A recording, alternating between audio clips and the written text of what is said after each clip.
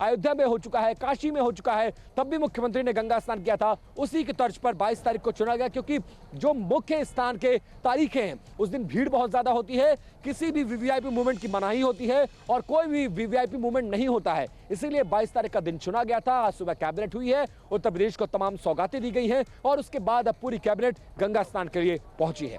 समीर। बिल्कुल, विपिन चौबे डिटेल में हमें पूरी जानकारी दे रहे हैं किस तरह से प्रयागराज महाकुंभ में योगी कैबिनेट ने संगम में स्नान किया है। ये तस्वीरें अपने आप में कई मायने में खास हैं।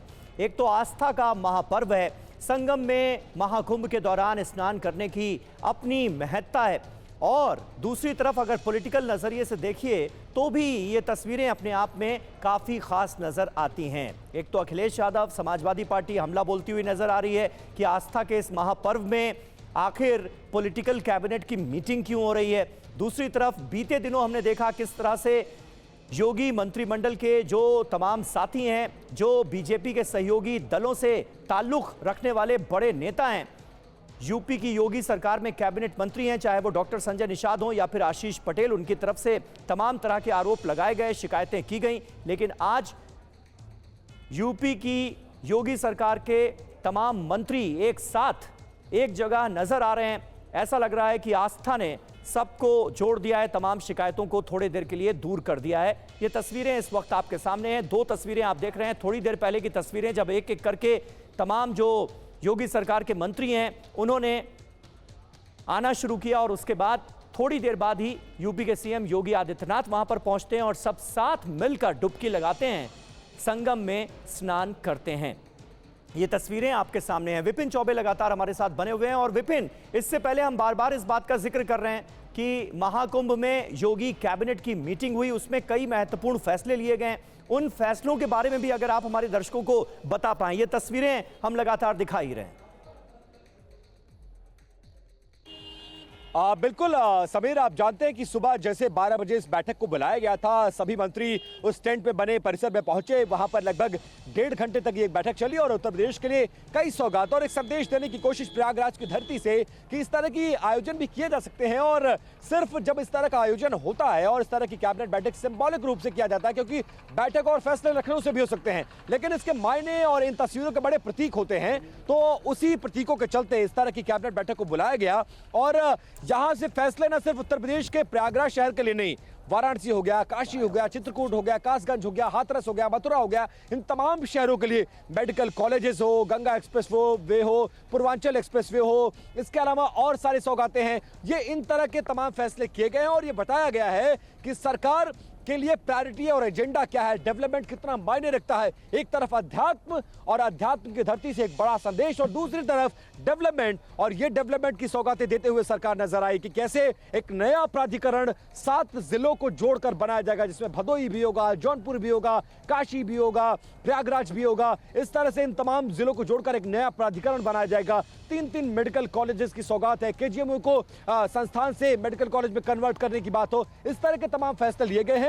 इन तमाम फैसलों की जानकारी सरकार के द्वारा दी जा चुकी है और उसके बाद मुख्यमंत्री अपने पूरे लाभ लश्कर के साथ, अपनी पूरी कैबिनेट के साथ नाव पर जन्म दिया है कि हम लोग इसको अपने आंखों से देख रहे हैं और इस माँ गंगा जमुना सरस्वती में डुबकी लगा रहे हैं। अपने जीवन को धन्य हो रहा है, इससे बड़ा क्या हो सकता है। देखा गया सर, आप लोगों ने एंजॉय भी खूब किया, पानी से खेला। ये तो भाई अब जीवन के इससे बड़ा और रोमांच के लिए क्या हो सकता है कि जो 144 वर्षों के बाद ये तिथि आई है और आज ही के दिन भगवान श्री राम 2024 में 500 वर्षों के बाद अयोध्या में अवतरित हुए थे, और आज हम लोग यहाँ 144 वर्षों के बाद जो कुंभ लगा है उसमें हम लोगों को माननीय अपने मुख्यमंत्री योगी आदित्यनाथ जी के साथ जो है इसमें स्नान करने का और पुण्य प्राप्त करने का अवसर मिला। इससे बड़ा सौभाग्य नहीं हो सकता। शंकर भैया आप लोगों ने तो ये योगी सरकार में मंत्री दयाशंकर सिंह को आप सुन रहे थे, वो किस तरह से अपने आप को सौभाग्यशाली महसूस कर रहे हैं आज गंगा में स्नान करके, संगम में स्नान करके, डुबकी लगाकर। ये 3 तस्वीरें इस वक्त आपके सामने हैं। किस तरह से आज योगी कैबिनेट की एक मीटिंग हुई और उसमें कई महत्वपूर्ण फैसले लिए गए प्रयागराज के लिए, उत्तर प्रदेश के लिए, उसका ऐलान किया गया और उसके बाद पूरी की पूरी कैबिनेट संगम में स्नान करने के लिए पहुंची है, आस्था की डुबकी लगाने के लिए पहुंची है। ये तस्वीरें इस वक्त आपके सामने हैं।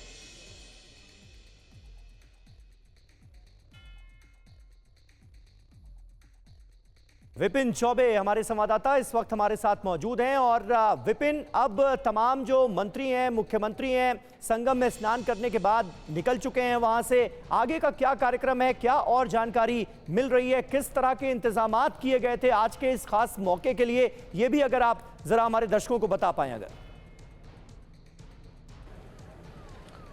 देखिए, लगभग एक हफ्ते से ये तैयारी चल रही थी समीर, और तैयारी इसलिए भी मुकम्मल की गई क्योंकि मंत्री और मुख्यमंत्री का सवाल था और उनके प्रोटोकॉल के अनुसार उनके आने जाने का रूट डिसाइड करना हो, जनता की सहूलियत का ध्यान रखना हो, कैबिनेट की मीटिंग करना हो, मीटिंग के बाद कैसे निकलेंगे, कैसे जाएंगे, वो तमाम चीजें पहले से तय थी और उसी के अनुरूप सारा कार्यक्रम मिनट टू मिनट चलता हुआ नजर आया। और अब वो कार्यक्रम समाप्ति की तरफ बढ़ रहा है। इसके बाद सभी मंत्रियों को यह कहा गया कि अपने अपने विभागों के अधिकारियों के साथ एक छोटी छोटी समीक्षा बैठक भी करिए। और जिस कुंभ परिसर में हम मौजूद हैं समीर, यहाँ पर सबने बाकायदा अपने हर मंत्रालय के ऑफिस बने हुए हैं और हर मंत्रालय आने वाले श्रद्धालुओं को सर्व कर रहा है। जैसे होम्योपैथिक चिकित्सालय जिसके पास है उसने यहाँ खोल रखा है, स्वास्थ्य मंत्रालय ऑलरेडी इंक्लूडेड है, नगर विकास मंत्रालय है, पीडब्ल्यूडी है, इसके अलावा ऊर्जा मंत्रालय है। सबकी अपनी अपनी जिम्मेदारी है, सबकी अपनी सहभागिता है। और वो मिनिस्टर जब उस विभाग का यहाँ पर है तो विभागीय मंत्रियों के साथ आप समीक्षा बैठक भी करेंगे। और ये मौका खास है क्योंकि आप जानते हैं कि जिस तरह के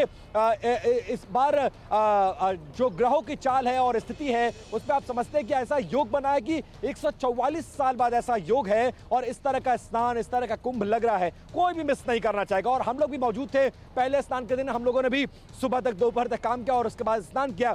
तो मंत्री जो सरकार में है जो इस पूरे आयोजन को करवा रहे हैं वो कैसे चूक जाते, खासकर मामला जब राजनीतिक हो तो एक तो उन्हें भी स्नान करने की ललक थी और कई दिन से कई मंत्री कह भी रहे थे कि मुझे जाना है, मुझे जाना है, मुझे जाना है। और आज ये मौका सरकार ने उनको दिया, पूरे प्रोटोकॉल के साथ उनको बुलाया गया, बैठक में उन्होंने शिरकत की।